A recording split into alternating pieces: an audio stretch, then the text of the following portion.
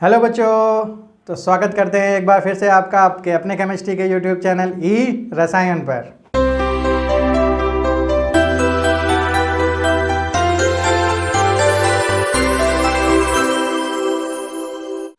आज के सेशन में हम लोग देखने वाले हैं स्टैंडर्ड इंथैल्पी ऑफ कंबशन और उसके बाद देखेंगे हम लोग स्टैंडर्ड इंथैल्पी ऑफ न्यूट्रलाइजेशन। तो सबसे पहले शुरू करते हैं बच्चों, आज का अपना पहला टॉपिक ये है हमारा थर्मोकेमिस्ट्री का part number 5।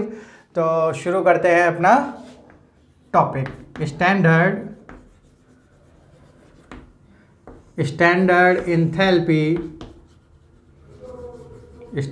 Enthalpy of combustion.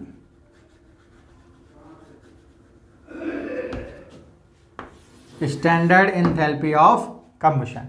तो स्टैंडर्ड इंथैल्पी ऑफ कंबशन में बच्चों यहाँ पर हमारे पास एक जो नया वर्ड आया है वो है हमारे पास कंबशन। तो कंबशन का जो मीनिंग है वो हम लोग पहले से ही जानते हैं। कंबशन का मीनिंग होता है किसी चीज़ का बर्न होना इन प्रेजेंस ऑफ ऑक्सीजन, तो उसको हम लोग बोलते हैं कंबशन। और इंथैल्पी चेंज हमको पहले से पता है और स्टैंडर्ड कंडीशंस भी हमको पता है। तो अगर किसी चीज़ की स्टैंडर्ड इंथैल्पी यानी स्टैंडर्ड इंथैल्पी ऑफ रिएक्शन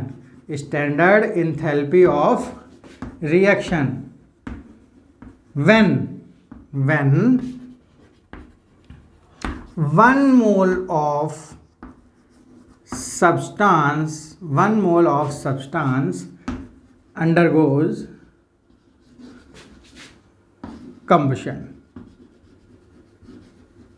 तो अगर कोई सब्सटेंस जो कि 1 मोल है और उसका कंबशन हो रहा है तो उसकी जो स्टैंडर्ड इंथैल्पी ऑफ रिएक्शन होगी उसको हम लोग बोलेंगे स्टैंडर्ड इंथैल्पी ऑफ कंबशन। तो स्टैंडर्ड की हम लोग पहले ही बात कर चुके हैं। अगर आप लोगों ने बच्चों अभी तक जो इसके प्रीवियस पार्ट्स हैं उनको नहीं देखा है तो वहाँ पर हम लोगों ने सारी चीज़ों को डिटेल में डिस्कस किया था कि स्टैंडर्ड कंडीशन क्या होती हैं। अदरवाइज़ हम लोग यहाँ पर भी थोड़ी बात बता देते हैं कि स्टैंडर्ड कंडीशन में आता है 1 बार प्रेशर। अगर हमारा प्रेशर 1 बार हो, टेम्परेचर स्पेसिफिक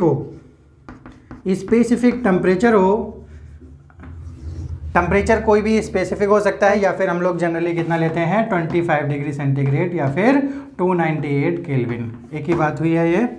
तो यहाँ पर प्रेशर ये होना चाहिए, टेम्परेचर ये होना चाहिए और हमारा जो एलिमेंट्स हैं रिएक्टेंट एंड प्रोडक्ट्स वो कैसे होने चाहिए अपनी स्टैंडर्ड स्टेट मतलब प्योर स्टेट में होने चाहिए। तो ये जब तीनों कंडीशन फुलफिल होती हैं तो उसको हम लोग बोलते हैं standard enthalpy. So standard enthalpy of reaction when 1 mole of substance undergoes combustion. तो ये हमारी हो गई डेफिनेशन। अब हम लोग देखते हैं एग्जाम्पल। तो एग्जाम्पल के लिए हम लोग यहाँ पर देखते हैं, अगर हम लोग कंबशन देखते हैं ब्यूटेन का, तो ब्यूटेन का कंबशन क्या होता है C4H10। C4H10 को अगर हम लोग ऑक्सीजन से रिएक्ट कराते हैं तो यहाँ पर हमारी कार्बन डाइऑक्साइड और वाटर मिलता है।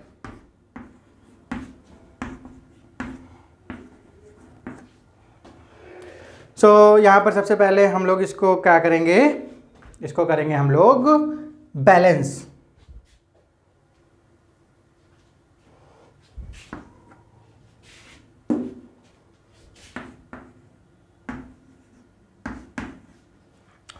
यहाँ पर 8 कार्बन है, यहाँ पर भी 8 कार्बन का हाइड्रोजन है हमारे 20, यहाँ पर भी हाइड्रोजन है 20, ऑक्सीजन के मॉलिक्यूल हैं 26 और यहाँ पर भी हमारे 10 और 16 यानी 26।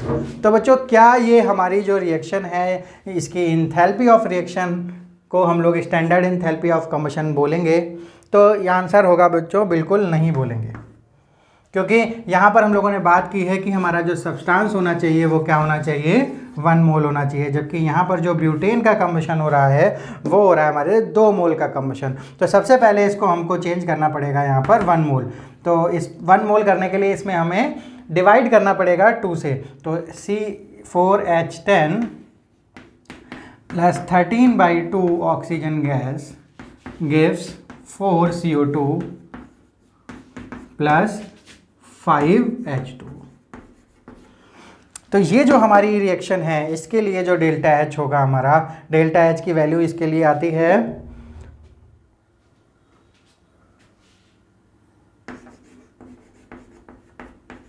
2658 माइनस में किलो जूल पर मोल।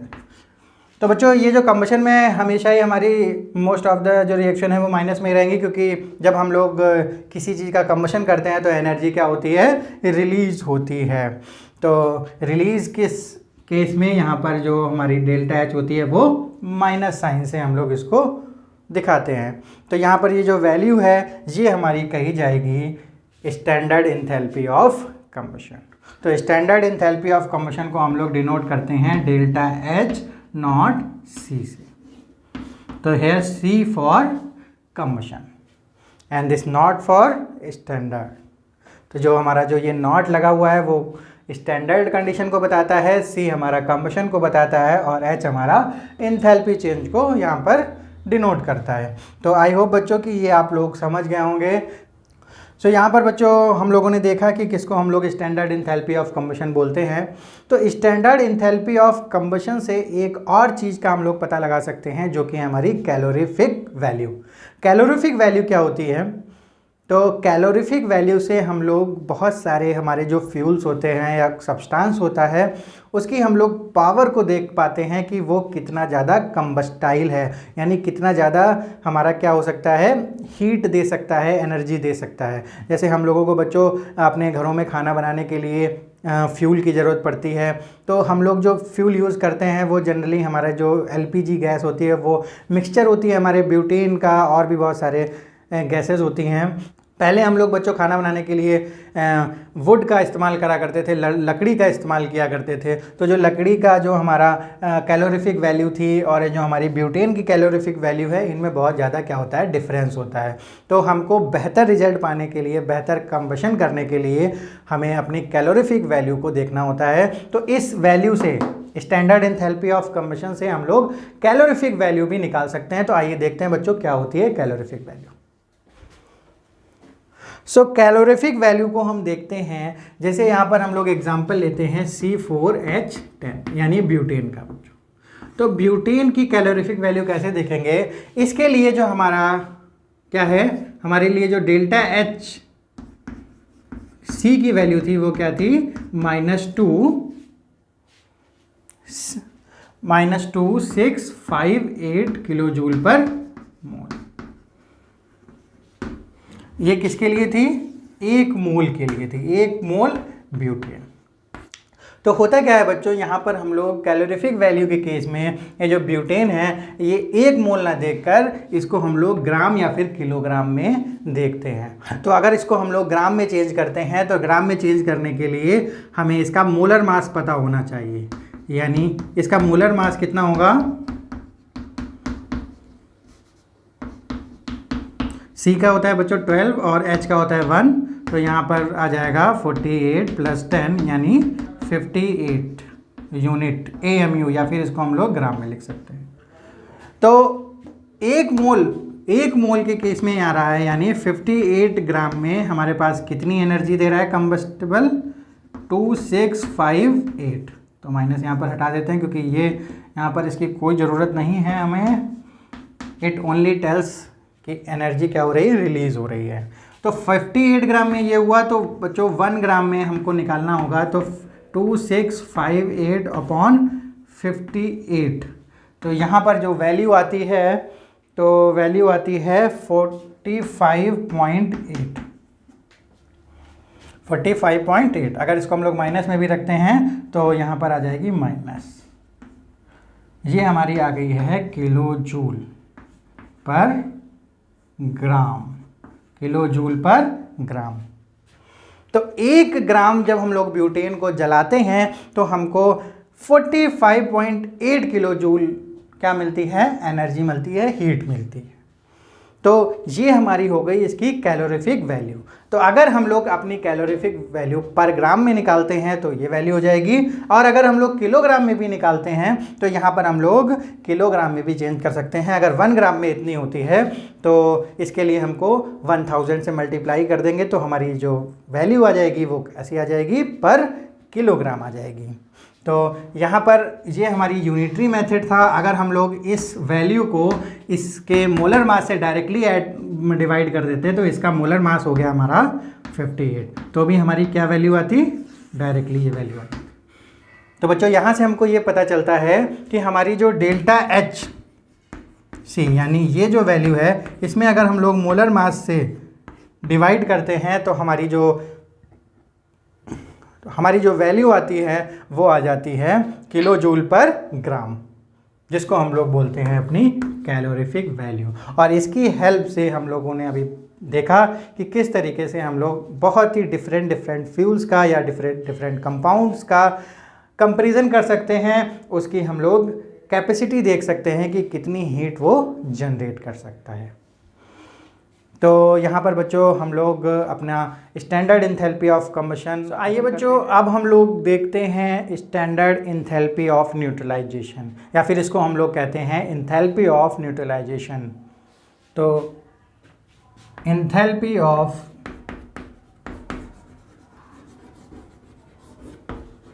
न्यूट्रलाइजेशन,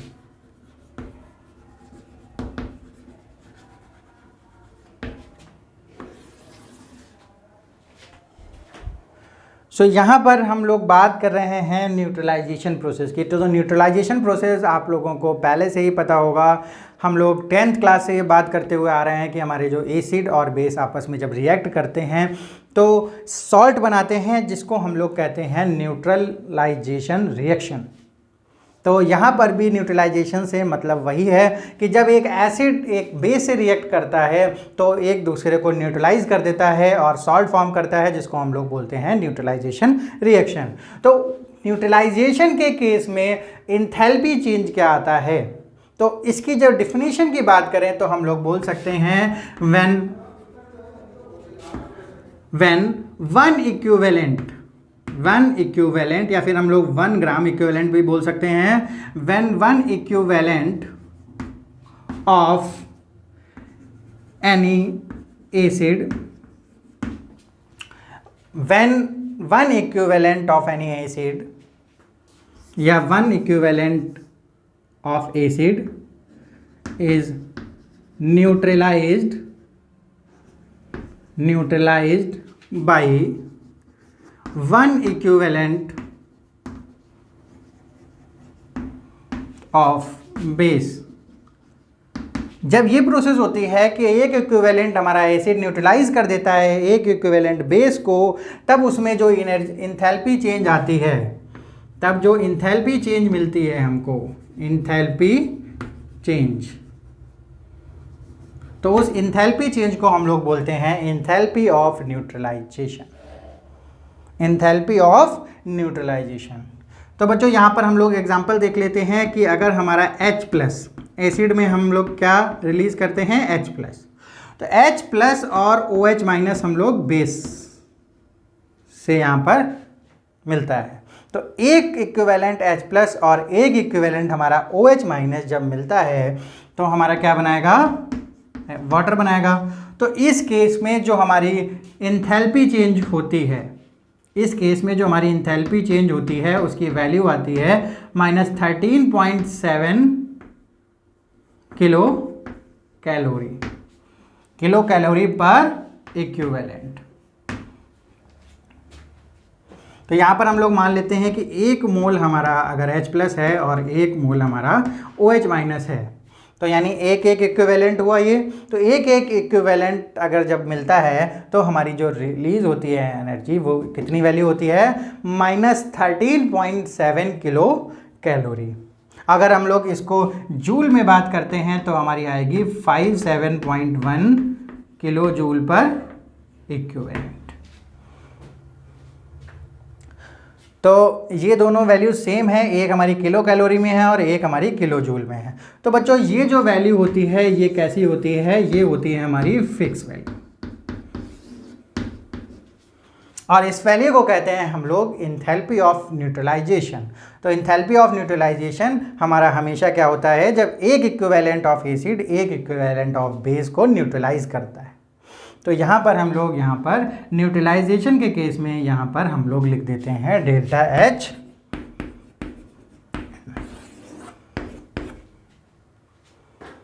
अब क्या बच्चों, हमारी हमेशा यही कंडीशन मिलेगी कि हमारा एक इक्विवेलेंट एसिड होगा, एक इक्विवेलेंट बेस होगा, तो हमें हमेशा निकालने की ज़रूरत नहीं पड़ेगी, हमेशा हमको यही याद रखना पड़ेगा। तो देख लेते हैं बच्चों एग्जांपल से कि अगर हमारे पास एक एग्जांपल आता है स्ट्रॉन्ग एसिड और स्ट्रॉन्ग बेस का, तो स्ट्रॉन्ग एसिड और स्ट्रॉन्ग बेसिस के केस में क्या होता है कि हमारा 100% H+ और 100% OH- क्या करता है, रिलीज़ करता है कोई भी एसिड और बेस।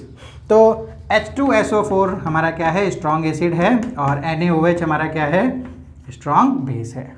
तो ये मिलके क्या बनाएंगे, NaSO4 सॉल्ट प्लस वाटर। तो यहाँ पर हम लोग ले लेते हैं इसके 5 मोल ले लेते हैं और इसके 10 मोल ले लेते हैं बच्चों। तो अब इसकी हीट ऑफ या फिर इंथैल्पी ऑफ न्यूट्रलाइजेशन क्या होगी। तो बच्चों ये सारा का सारा हमारा H+ देगा और ये सारा का सारा हमारा OH- देगा, तो वहाँ पर हमें सोचने की ज़रूरत नहीं है। तो लेकिन ये देखना पड़ेगा कि अगर 1 मोल यानी ये हमारे कितनी H+ यहाँ पर देगा, 5 मोल H2SO4 कितने मोल H+ आयन देगा। तो बच्चों 1 मोल हमें 2 H+ आयन यहाँ पर दे देते हैं, यानी तो हमारा जो 5 मोल है वो कितने देगा,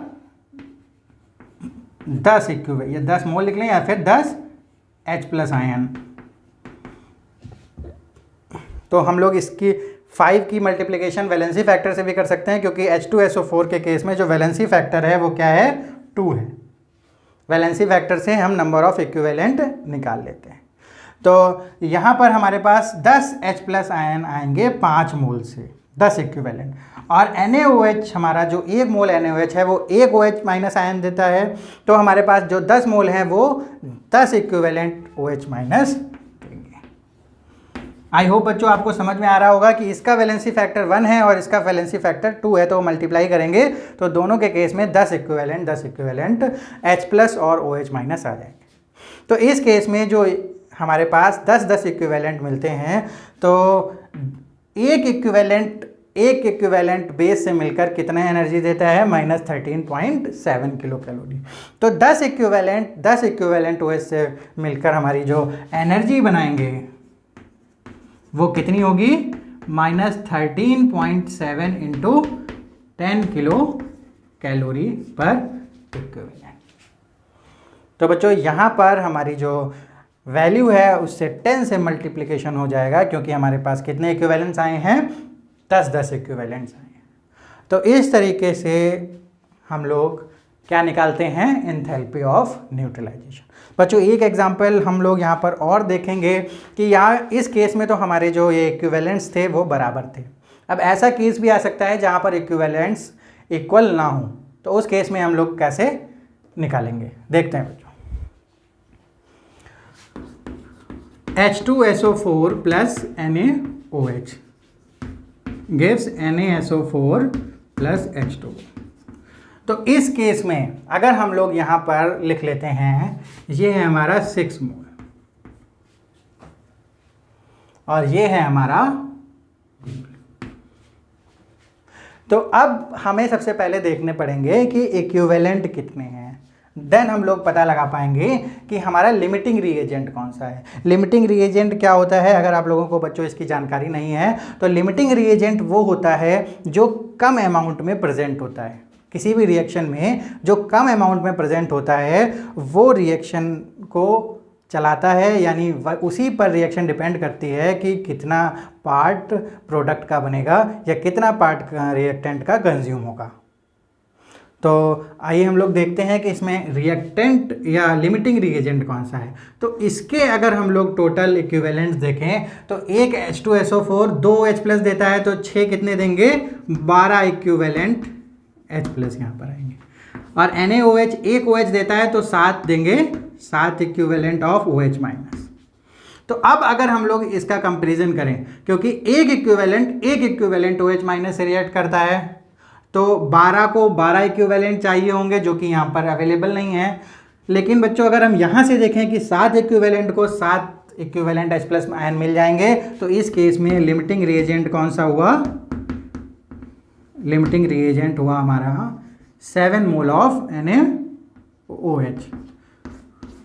तो हमारे यहाँ पर जो बाकी जो 5 इक्विवेलेंट ऑफ H+ बचे वो बेकार हो जाएंगे और रिएक्शन होगी on the basis of this 7 mole of NaOH। तो 7 इक्विवेलेंट OH 7 इक्विवेलेंट H+ से मिलेंगे और बनाएंगे हमारा रिएक्शन। तो हमारे पास जो डेल्टा H न्यूट्रलाइजेशन आएगी वो आएगी -13.7 इंटू 7 किलो कैलोरी पर इक्विवेलेंट।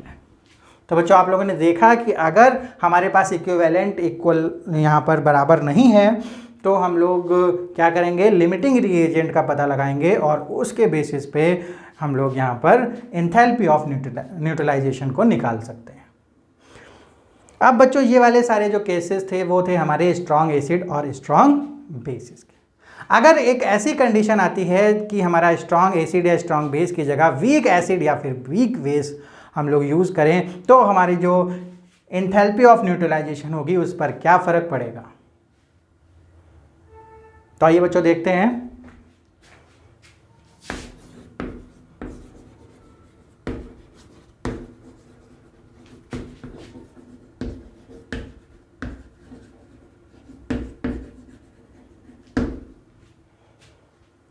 कंडीशन लेते हैं एक HCN प्लस NaOH।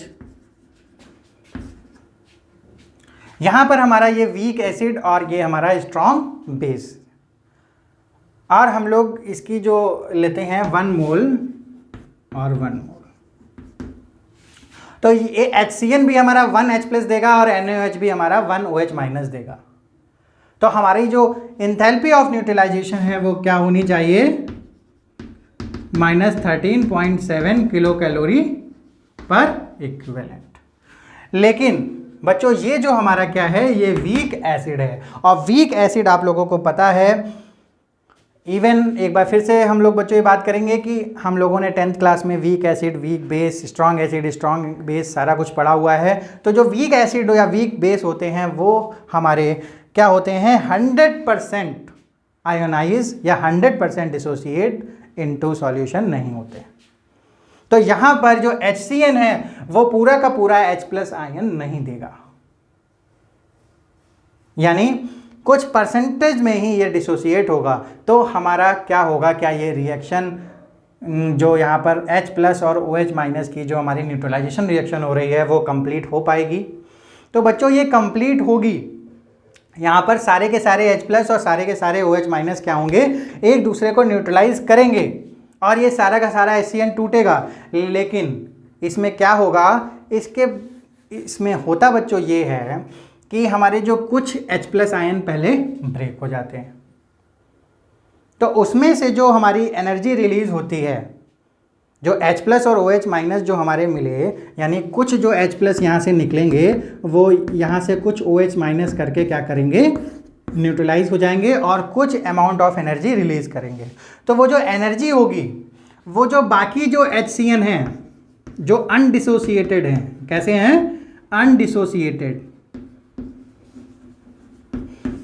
जो यहाँ पर बिना टूटे हुए HCN पड़े हैं, उसको तोड़ने के लिए जो हमारी ये एनर्जी है जो इन दोनों से निकली होगी वो यहाँ पर यूज़ हो जाती है और इसको भी क्या कर देती है, ब्रेक कर देती है। तो जो हमारी कंबाइंड, क्योंकि हमारी थोड़ी सी एनर्जी इसको तोड़ने में, इनको डिसोसिएट करने में खर्च हो जाती है, तो वीक एसिड या वीक केसेस में जो डेल्टा H और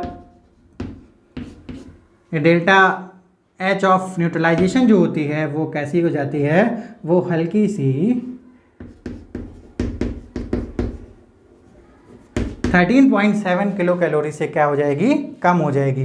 तो इस केस में जो वैल्यू आती है वो लगभग आती है -12.5 किलो कैलोरी पर इक्विवेलेंट। तो बच्चों जो हमारा वीक एसिड या फिर यहाँ पर अगर वीक बेस लें तो इस केस में हमारी जो वैल्यू रहने वाली है वो -13.7, यानी 13.7 से थोड़ी सी डाउन रहने वाली है, क्योंकि जो कुछ अमाउंट ऑफ एनर्जी जो है वो undissociated part of weak acid को डिसोसिएट करने में यहाँ पर खर्च हो जाता है। तो अगर इस पार्ट को थ्योरेटिकली निकाला जाए तो हमारे पास अगर इसकी वैल्यू दी हुई है तो हम लोग यहाँ पर निकाल सकते हैं कि कितने जो एनर्जी है वो खर्च हुई है हमारे पास।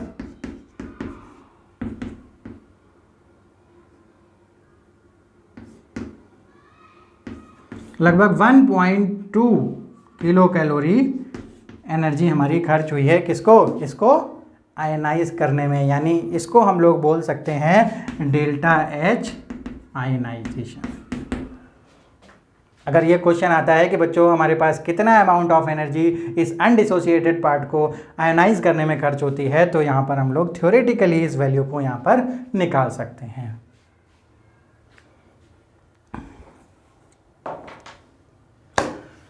यहाँ पर बच्चों आप लोगों ने देखा कि किस तरीके से हम लोगों ने आज स्टैंडर्ड एंथैल्पी ऑफ कंबशन की बात की, उसके बाद हम लोगों ने एंथैल्पी ऑफ न्यूट्रलाइजेशन की भी बात करी। तो आई होप कि बच्चों ये दोनों जो टर्म हैं, ये दोनों जो हमारी एंथैल्पी चेंजेस हैं, इनको आपको आसानी से समझ में आ गया होगा। तो आई होप बच्चों कि ये क्लास आप लोगों को बहुत अच्छी लग रही होगी। तो अगर आप लोगों को क्लास अच्छी लग रही है तो तुरंत इस चैनल को सब्सक्राइब कर लीजिए, वीडियो को लाइक कर दीजिएगा और इसी तरीके से अपना साथ हमारे साथ बनाए रखिए। हम लोग मिलते हैं अब अपने नेक्स्ट वीडियो में। Till then bye bye.